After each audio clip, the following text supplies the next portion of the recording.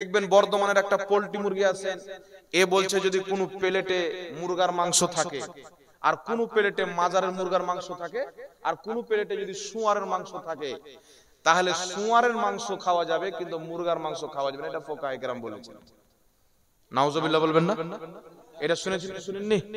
YouTuber ভাইদেরকে বলে এটা ভালো করে আচ্ছা করে কেটে একটু সাইজ করে ছেড়ে দিও, হারাম ঘরের কাছে পৌঁছে দিও। বুঝি এক প্লেটে যদি মুরগার মাংস থাকে মাজারে পড়া, আর এক প্লেটে যদি আপনার শুয়ারের মাংস থাকে, তো জান বাঁচার জন্য খেতে হলে শুয়ারের মাংস খাওয়া যাবে, এটা ফোকাহা বলেছেন। মাজারে পড়া মুরগার মাংস খাওয়া যাবে না। ওই ফোকাহাটার নাম হলো শাওকাত জোলহা। যে ফোকাহায়ে কেরাম বলেছেন ওই ফোকাহা হচ্ছে শাওকাত জোলহা। আর বাপের ঘরের ফতোয়া, এটা কোনো কিতাবের ফতোয়া নাই।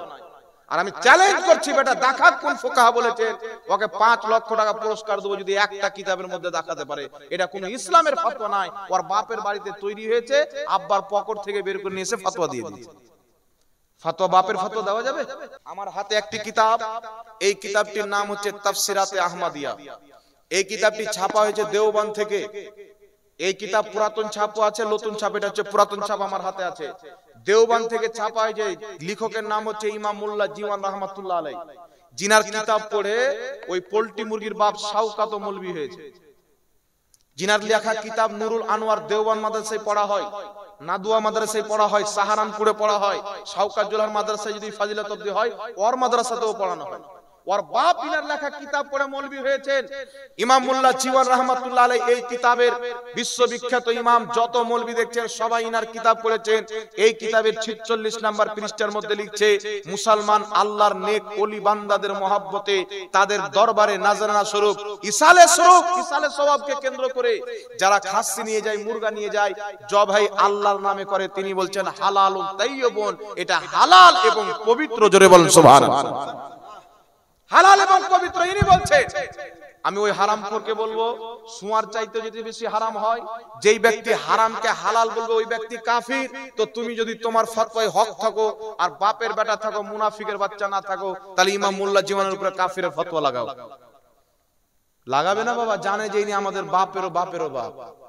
কথা বুঝতে পেরেছেন? সকলের গ্রহণযোগ্য মুহাদ্দিস ফোকাহা, ইনাদের হুকুম আল্লাহ কোরআন পাকে মানতে বলেছেন। উলিল আমরে মিনকুম, হক্কানি ফকিদের হুকুম মানো। জোরে বলতে হবে সুবহানাল্লাহ। এবার চলে আসেন বাবা, আপনাদেরকে আরেকটি দেখাচ্ছি যে এরা কি খায়। মাজারের হালাল জিনিসকে তো শুয়ার চাইতে হারাম বানিয়ে দিল। আরেকটা এখানে আপনাকে পয়েন্ট বলে দিই। আচ্ছা বলেন তো বাবা, আল্লাহ যেটাকে হারাম বলেছে সেটা বড় হারাম, না মৌলভী যেটাকে হারাম বলবে সেটা বড় হারাম? আল্লাহ যেটাকে হারাম বলবেন, আল্লাহর চাইতে বড় হারাম কিছু হতে পারে না।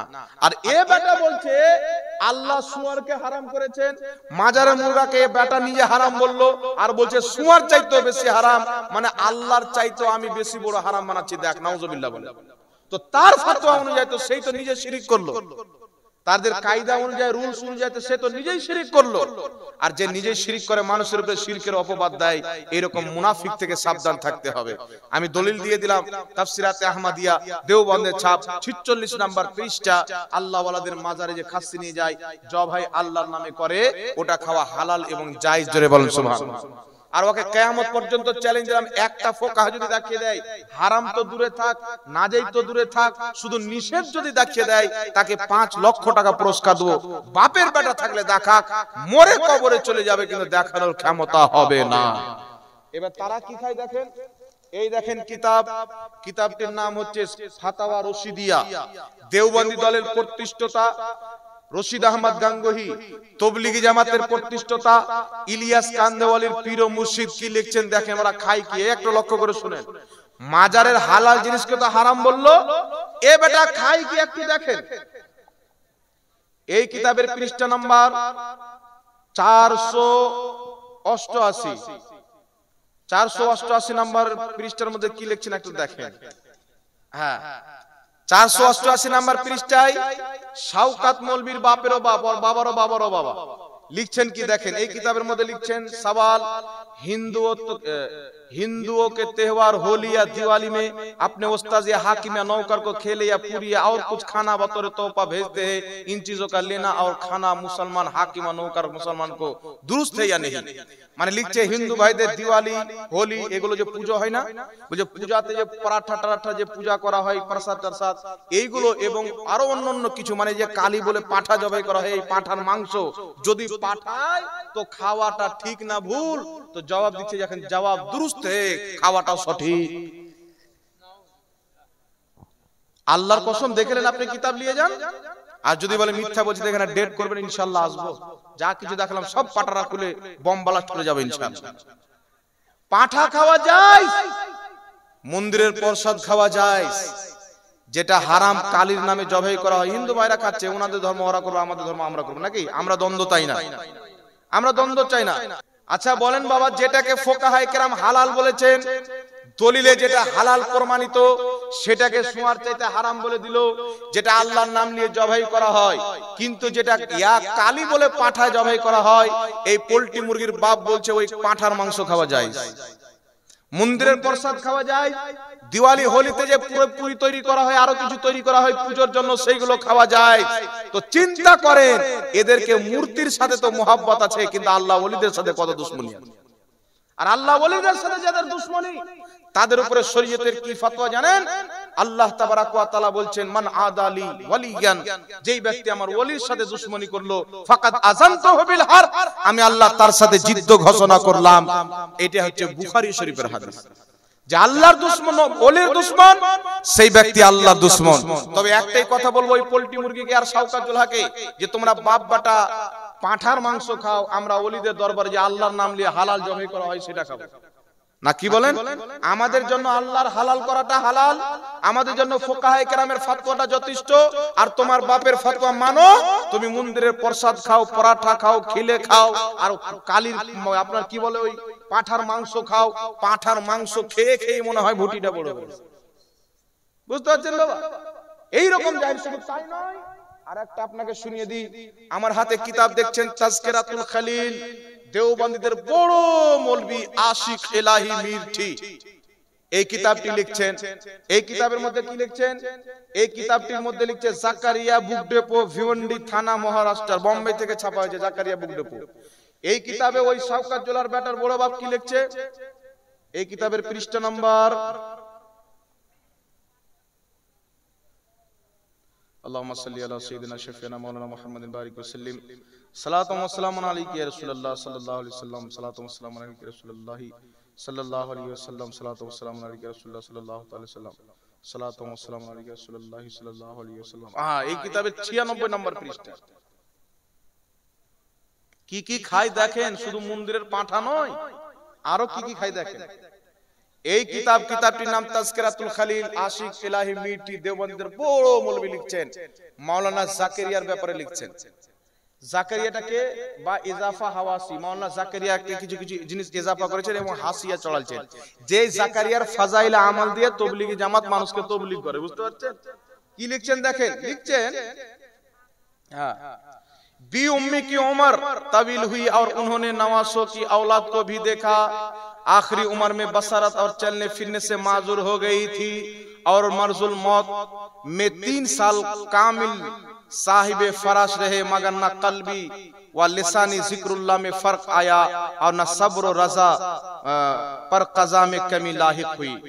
जिस मरीज को 3 साल मर्ज इमसाल में इस तरह गुजरे कि करवट बदलना भी दुश्वार हो, उसके मुतालिक ये ख्याल बेमौका ना था कि बिस्तर की बदबू धोबी के यहाँ भी ना जाएगी, मगर देखने वालों ने देखा कि गुस्ल के लिए चारपाई से उतरने पर बोतड़े निकाले गए जो नीचे रख दिए जाते थे, तो उनमें बदबू की जगह खुशबू और ऐसी निराली महक फूटती थी कि एक दूसरे को सुहाता और हर मर्द औरत ताज्जुब करता था। चुनांचे बेगर धुलवाए उसको तबर्रुक बनाकर रख लिया गया।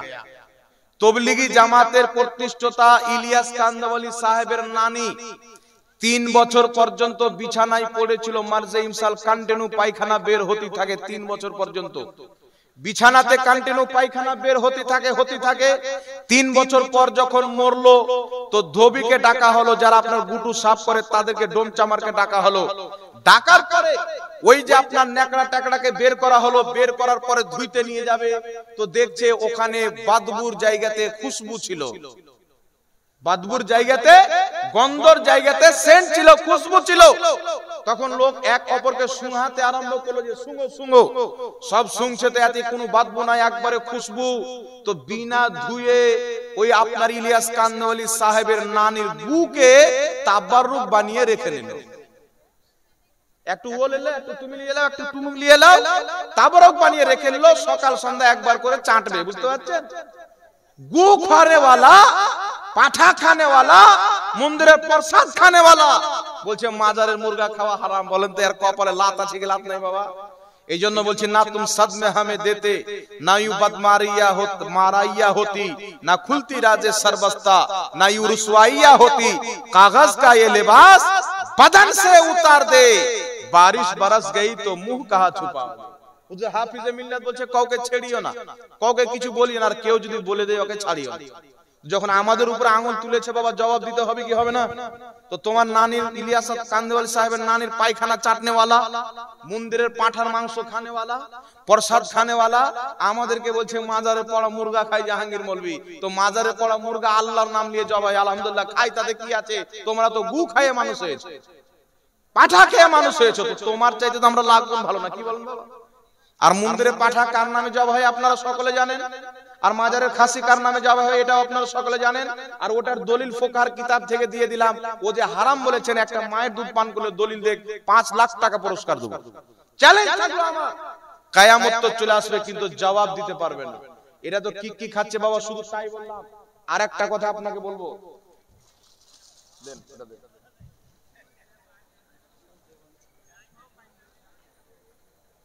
এই দেখেন আরেকটি কিতাব, এই কিতাবটির নাম হলো হেকায়েতে আউলিয়া, লেখকের নাম হচ্ছে আশরাফ আলী থানভী। কে লিখেছে? আশরাফ আলী থানভী দেওবন্দীদের সবচেয়ে বড় আলিম, ওদের মুজাদ্দিদ। এই কিতাবের মধ্যে কি লিখছে দেখেন।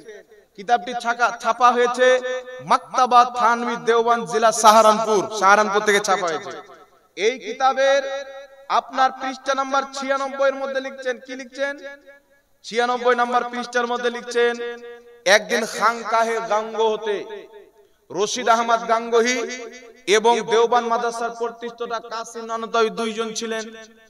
তো তারা দুইজন উপস্থিত আছেন ওই খানকাহে গাঙ্গোতে, দুইজন উপস্থিত আছেন। তো কাসিম নানতাই রশিদ আহমদ গাঙ্গোহীকে বলছেন, মিয়া চিত লেট যাও, মানে চিত ভাগে ঘুমিয়ে যাও।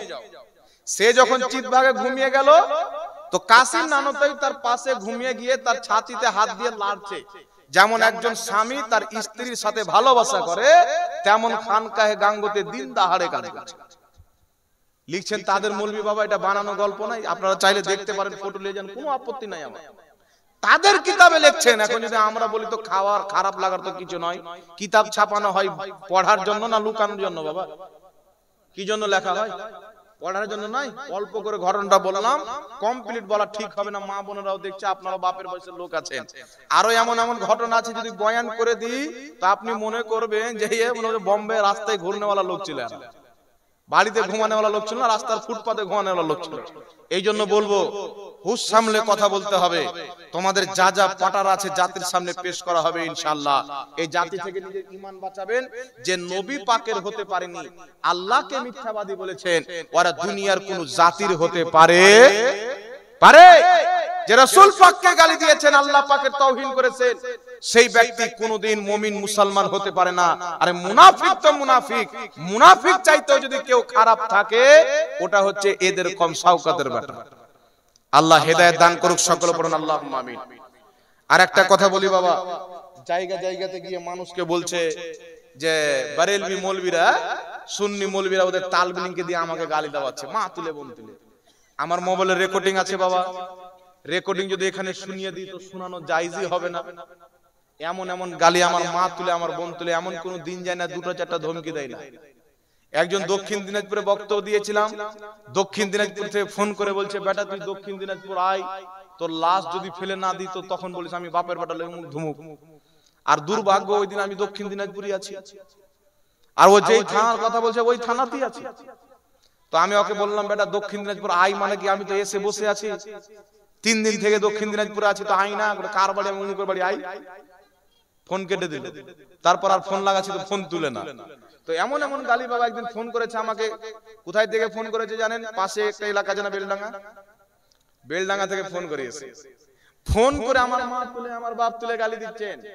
ওর বর্ধমানের এলাকার লোক আমার মা তুলে আমার বোন তুলে গালি দিয়েছেন, এই রেকর্ড আছে মোবাইলের মধ্যে। কিছু কিছু ডিলিট হয়ে গেছে, কিছু কিছু আছে, কিন্তু এইগুলো আমি মানুষের সামনে বলিনি, কারণ কিছু এরকম লোক সব দিকে আছে না, কি বলেন? আমাদেরও কিছু লোক তাকে গালি দিতে পারে, কিন্তু সে আমাদেরকে বদনাম করতে চায় যে এরা দিয়ে গালি দেওয়া হয়।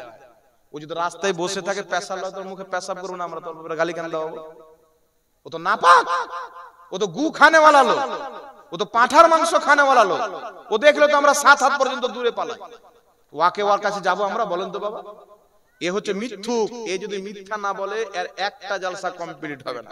আর আমি আপনাকে বলে দিচ্ছি, যেইগুলো কিতাবের আলহামদুলিল্লাহ আমি হাওয়ালা দিই, বড়াই করছে না নাউজুবিল্লাহ, যেইগুলো কিতাবের আমি হাওয়ালা দিই, এইগুলো কিতাব এ বাপের জন্মে চোখে দেখেনি, চোখে দেখেনি যে কিতাবের হাওয়ালা দিই। আমার ব্যাপারে একদিন বদনাম করে দিল কি, ঝাড়খণ্ডে একটা মুফতি জাহাঙ্গীর বেরিয়েছে গুটকাখোর।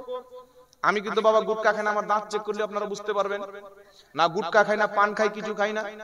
তো আমার ব্যাপারে বলছে গুটকাখোর জাহাঙ্গীর, গুটকাখোর জাহাঙ্গীর, গুটকাখোর। আমি চিন্তা করলাম যে সবাইকে খালি গুটকাখোর কেন বলছে। তো অনেক ভাবনা চিন্তা করে একটা রেজাল্ট বের করেছি, আপনাকে বলে দেবো, বলে দেবো। রেজাল্টটা বের করেছি যে আমার যখন বেটা হয়েছিল তো আমি মিষ্টি বন্টন করেছিল, এ যখন জন্ম হয়েছিল তো শাওকাত মৌলভী গুটকা বিক্রি করেছিল। বেটা বেটি হলে খুশিতে মিষ্টি বন্টন করেন কিনা? ওর বাপ গুটকা বেচেছিল, তাই যে গুটকা খায় না ওকেও মনে করছে গুটকা। ওর পাঠা খাওয়ার চাইতে গুটকা খাওয়া ভালো কি ভালো নয়? ওর পায়খানা চাটার চাইতে গুটকা খাওয়া ভালো কি ভালো নয়? যাক, আল্লাহ পাক বুঝার তৌফিক দান করুক, আর এই জাহিলকে হেদায়েত দান করুক, সকলে পড়ুন আল্লাহুম্মা আমিন। আরেক জায়গাতে বলছে, আমি বলেছি বাবা মুসলমানের খাতনার দাওয়াত দিয়ে যে খাওয়া দাওয়া করা হয় ওটা খাওয়া যায়, মুসলমানের দাওয়াত দেওয়া যায়। তো আমি বলেছি যে আমি আমার বাড়ি থেকে বলিনি, আমার ভিডিও দেখবেন, আমি কিতাবে রেফারেন্স দিয়েছি যে কে কে জায়েজ বলেছে। ইমাম নববী রাহমাতুল্লাহ আলাইহি শারহে মুসলিমের মধ্যে বলেছেন খাতনার দাওয়াত জায়েজ। ইমাম ইবনে কুদামা আল মুগনি কিতাবের মধ্যে লিখেছেন খাতনার দাওয়াত জায়েজ, বরং মুস্তাহাব, সওয়াবের কাজ। আল ফিকহ আলা মাযাহিবিল আরবা, 4 মাযহাবের ইমামগণ বলেছে খাতনার উপলক্ষে দাওয়াত দেওয়া জায়েজ। দেওবন্দীদের কিতাব ফাতাওয়া দারুল উলুম দেওবন্দ 16তম খণ্ডের মধ্যে লেখা আছে খাতনার দাওয়াত জায়েজ। আহলে হাদিসদের কিতাব মাজমুআ ফাতাওয়ার মধ্যে লেখা আছে দাওয়াতের খাতনা জায়েজ। তারপরে ইমাম বুখারীর কিতাব আল আদাবুল মুফরাদের মধ্যে হাসান হাদিস হযরতে আব্দুল্লাহ ইবনে উমর রাদিয়াল্লাহু তাআলা আনহু খাতনা দেওয়ার পারমিশন দিয়েছিলেন, ছাগল জবাই করে খাওয়া দাওয়ার ব্যবস্থাও করেছিলেন। তো যেটা সাহাবা করেছেন জায়েজ হবে না নাজায়েজ হবে বাবা? ফুকাহায়ে কেরাম, মুহাদ্দিসে কেরাম, তাদের কিতাবে, ওয়াহাবিদের কিতাবে, সকলের কিতাবে লেখা আছে জায়েজ।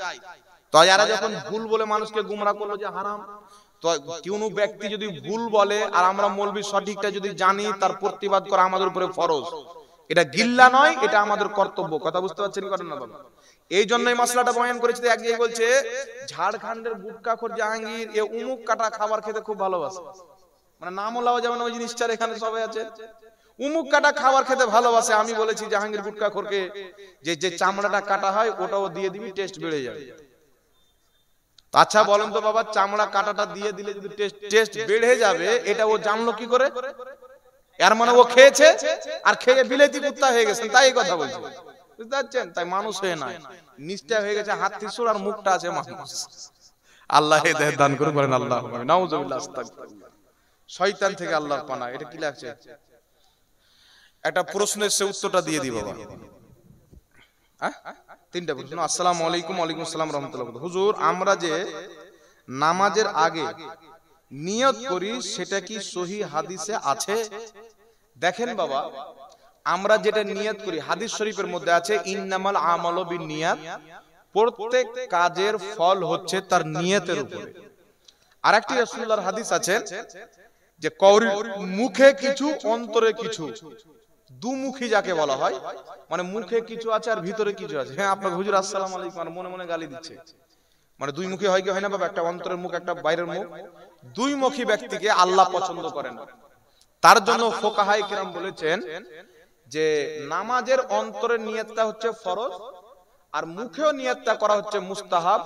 কারণ মুখেও, অন্তরে তো নিয়ত আছে নামাজ পড়তে যাচ্ছি, মুখেও যখন সেটা বের করে দিল, তো আমাদের মুখ আর আমাদের অন্তর দুটোই এক হয়ে গেল। এর জন্য মুখে নিয়ত করা হচ্ছে মুস্তাহাব। যেমন ইমাম মুহাম্মদ রাহমাতুল্লাহ আলাইহি বলেছেন মুখে নিয়ত করা হচ্ছে সুন্নাত বা মুস্তাহাব। ইমাম সারাকসি রাহমাতুল্লাহ আলাইহি বলেছেন মুখে নিয়ত করা মুস্তাহাব। ইমাম মুল্লা আলী কারি রাহমাতুল্লাহ আলাইহি মিশকাতে সারা মিরকাতের মধ্যে লিখেছেন মুখে নিয়ত করা মুস্তাহাব। অসংখ্য ফুকাহায়ে কেরাম বলেছেন মুখে নিয়ত করা হচ্ছে মুস্তাহাব। আজকে যে ঘুমটাওয়ালা শয়তান মৌলবি বলে মুখ দিয়ে নিয়ত করা বিদআত, এ মৌলবি হচ্ছে জাহিল, পড়ালেখা করেনি। এ গাধার ফতোয়া মানবেন না। পূর্বের হাজারো বছর পূর্বের ইমাম মুহাম্মদ, হাজার বছর পূর্বের মুহাদ্দিস, ইনি বলছেন সুন্নাত বা মুস্তাহাব, সুন্নাতে মুস্তাহাব। ইমাম সারাকসি বলেন, ইমাম মুল্লা আলী কারি বলেন, যাদেরকে সবাই মানে এনারা বড় বড় মুহাদ্দিস, ইনারা বলছেন মুখে নিয়ত উচ্চারণ করা যেটা আমরা করি সুন্নাত বা মুস্তাহাব। তো আমরা মুহাদ্দিসদের মানবো না আজকের ঘুমটাওয়ালা ইহুদির মানবো? মুহাদ্দিসদের মানতে হবে কি হবে না? এই জন্য যদি কোনো মৌলবি বলে নিয়ত করা বিদআত, তাহলে মনে করবেন যে মৌলবি পড়ালেখা করে মৌলবি হয়নি, ওই পাঁঠা খেয়ে মৌলবি হয়েছে। বুঝতে পারলেন? তাই এদের বক্তব্য শুনবেন না। আল্লাহ হেদায়েত দান করুন, আমিন সুম্মা আমিন। তারপরে কি লেখা আছে? আমরা যে নামাজের পরে দোয়া করি সম্মিলিতভাবে, সেটা কি সহিহ হাদিসে আছে? দেখেন বিরাদর ইসলাম, নবী পাক সাল্লাল্লাহু আলাইহি সাল্লামকে আল্লাহ হুকুম করেছেন ফাইদা ফারাগতা ফানসাব। আল্লাহ বলছেন মাহবুব, যখন তুমি নামাজ থেকে ফারিগ হবে দোয়াতে পরিশ্রম করো। হযরতে আব্দুল্লাহ ইবনে আব্বাস সাহাবী তাফসীর করছেন, তাফসীর ইবনে আব্বাসের মধ্যে ফাইজা ফারাগতা ফানসাব, তুমি নামাজ থেকে ফারিগ হলে দোয়াতে পরিশ্রম করো, অর্থাৎ ফরজ নামাজ থেকে যখন শেষ করবে তখন সঙ্গে সঙ্গে দোয়াতে লিপ্ত হয়ে যাও। জোরে বলেন সুবহানাল্লাহ। তো ফরজ নামাজের পরে দোয়া করা আল্লাহর হুকুম। এবার কথা হচ্ছে সবাই মিলে বা হাত তুলে দোয়া করা যাবে কি যাবে না? লা মাযহাবীদের গুরু আব্দুর রহমান মুবারকপুরি তোহফাতুল আহওয়াজের মধ্যে লিখেছেন সহিহ হাদিস, নবী পাক সাল্লাল্লাহু আলাইহি সাল্লাম ফরজ নামাজে সালাম ফিরাতেন, মুক্তাদির দিকে চেহারা করে দুই হাত উত্তোলন করে দোয়া করতেন। জোরে বলেন সুবহানাল্লাহ। তো ফরজ নামাজের পর দোয়া করা কোরআনের হুকুম, হাত তুলে দোয়া করা নবী পাক সাল্লাল্লাহু আলাইহি সাল্লামের সুন্নাত। কিতাবুজ জুহাদের মধ্যে আরো অসংখ্য কিতাবের মধ্যে কয়েকটি হাদিস রয়েছে নবী পাক সালাম ফিরিয়ে মুক্তাদির দিকে চেহারা করে দুই হাত তুলে নামাজের পরে দোয়া করতেন। তাই নামাজ শেষে দুই হাত তুলে দোয়া করা নবী পাকের সুন্নাত। থাকলো সম্মিলিত দোয়া করা।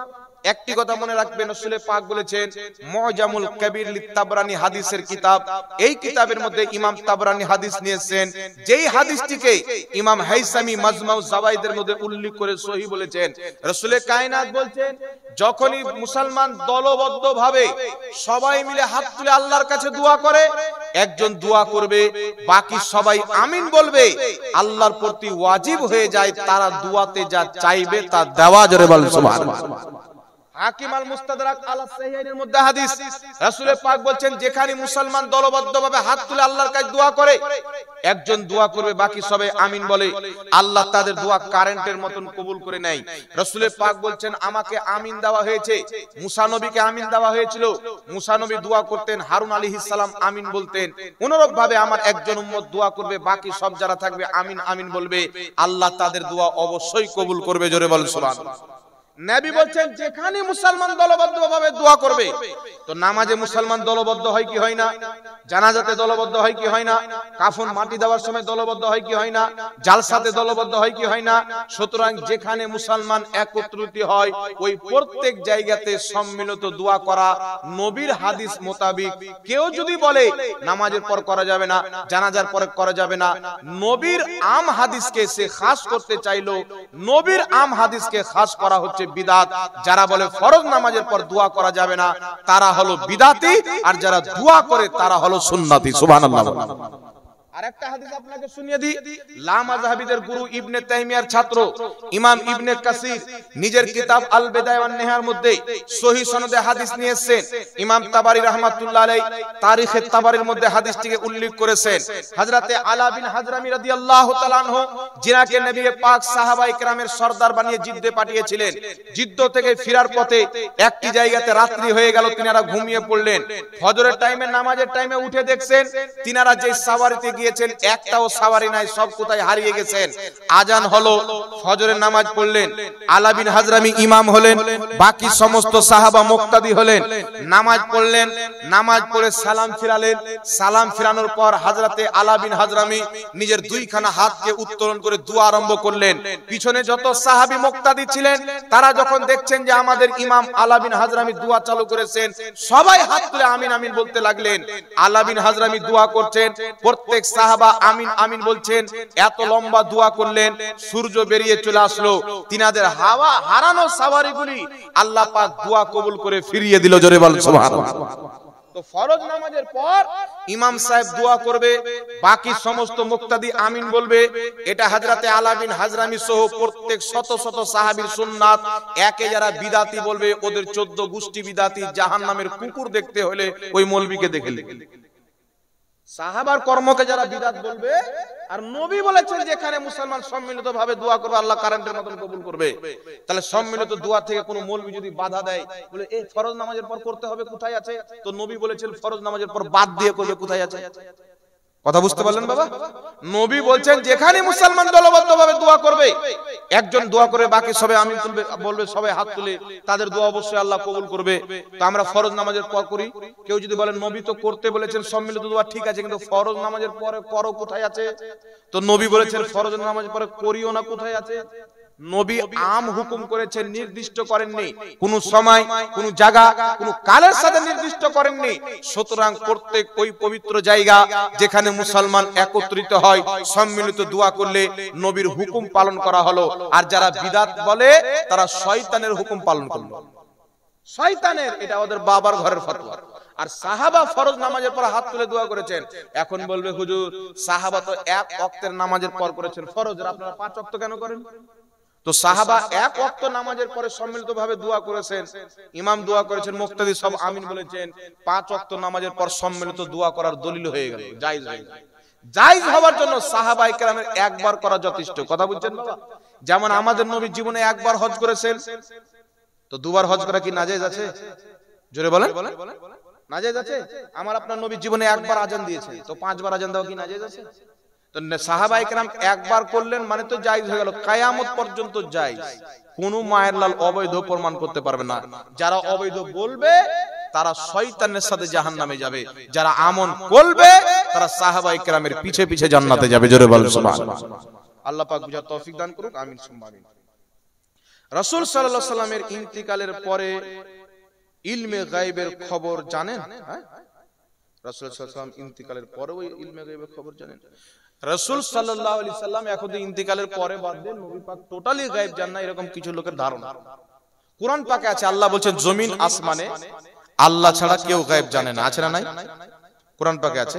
নবীকে আল্লাহ বলতে বলেন মেহবুব বলো যদি আমি গায়েব জানতাম অনেক কল্যাণ একত্রিত করে নিতাম, ইল্লা মাশাআল্লাহ, কিন্তু আল্লাহ যে চাই, মানে আমি গায়েব জানি না। আল্লাহ বলছেন জমিন আসমানে আল্লাহ ছাড়া কেউ গায়েব জানে না। আবার কোরআন পাক সূরা জিন আয়াত নাম্বার 26 এবং 27 এর মধ্যে আছে, আল্লাহ বলছেন আলিমুল গায়বি ফালা ইযহিরু আলা গায়বিহি আহাদান ইল্লা মান ইরতাদা মির রাসূল। সূরা জিন আয়াত নাম্বার 26 এবং 27। আল্লাহ বলছেন আমি গায়েব জাননে ওয়ালা, আমার গায়েবের প্রতি কাউকে ক্ষমতামান করি না, ইল্লা মান ইরতাদা মির রাসূল, কিন্তু যেই রাসূলের প্রতি রাজি হয়ে যায় তাকে ইলমে গায়েব দিয়ে দিই। সূরা আলে ইমরান আয়াত নাম্বার 179, আল্লাহ বলেন মা কানাল্লাহু লিইতলাআকুম আলাল গায়বি ওয়ালাকিন্নাল্লাহা ইয়াজতাবি মির রাসূলিহি মাইয়াশা।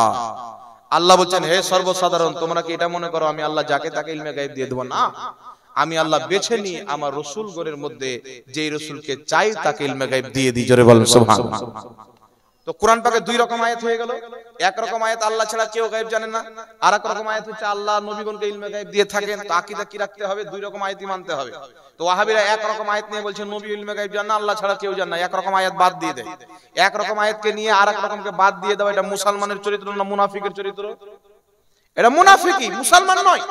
আমরা 2 ধরনের আয়াতকে মানে তাফসিরে নিশাপুরীর মধ্যে লেখা আছে, আল্লাহ যেখানে বলেছেন আল্লাহ ছাড়া কেউ গায়েব জানে না, নবী যেখানে বলেছেন আমি গায়েব জানি না, এর অর্থ হচ্ছে আল্লাহর না জানাতে কেউ গায়েব জানে না।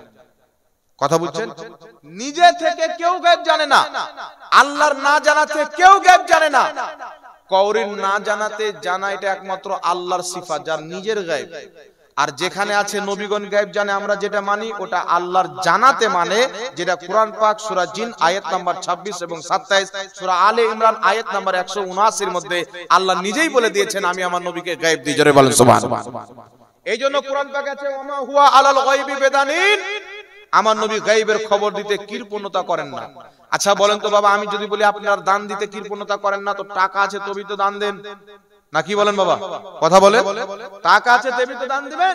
তো নবী গায়েবের কথা বলতে কৃপণতা করেন না, গায়েব নবীর কাছে আছে তবেই তো কৃপণতা করেন না, না থাকলে কোথায় থেকে দান করবেন নবী? তো নবী পাক গায়েব জানেন। তারপরে কোরআন পাক আছে ওয়াল্লামনাহু মিন লাদুন্না ইলমা, আল্লাহ পাক বলছেন আমি খিজর আলাইহিস সালামকে ইলমে লাদুন্নি দিয়েছি। এই ইলমে লাদুন্নি কি? তাফসিরে বাইজাবির মধ্যে ইমাম বাইজাবি তাফসীর করছেন যে আল্লাহ যে ইলমে লাদুন্নির কথা বলেছেন, যেটা মুসা আলাইহিস সালাম খিজর আলাইহিস সালামের কাছে শিক্ষা নিতে গেছিলেন, ওটা হচ্ছে ইলমে গায়েব। আল্লাহ খিজর আলাইহিস সালামকে ইলমে গায়েব দিয়েছিলেন। জোরে বলতে হবে সুবহানাল্লাহ। ইমাম কাসতালানী রাহমাতুল্লাহ আলাইহি শারহে বুখারী মাওয়াহিবুল লাদুনিয়ার মধ্যে লিখছেন প্রত্যেক সাহাবার আকীদা ছিল নবী ইলমে গায়েব জানে। সাহাবায়ে কেরাম হুকুম দিতেন, ফতোয়া লাগাতেন যে নবীগণ ইলমে গায়েব জানে, সুতরাং আল্লাহর জানাতে নবী ইলমে গায়েব জানে। কেউ যদি এটা অস্বীকার করে ওই ব্যক্তি কাফির ও মুরতাদ। আল্লাহর জানাতে নবী ইলমে গায়েব জানে, এটা কেউ যদি না মানে ও মুসলমান না, ও কাফির। কোরআনকে অস্বীকার করা হবে, আর কোরআনকে অস্বীকারকারী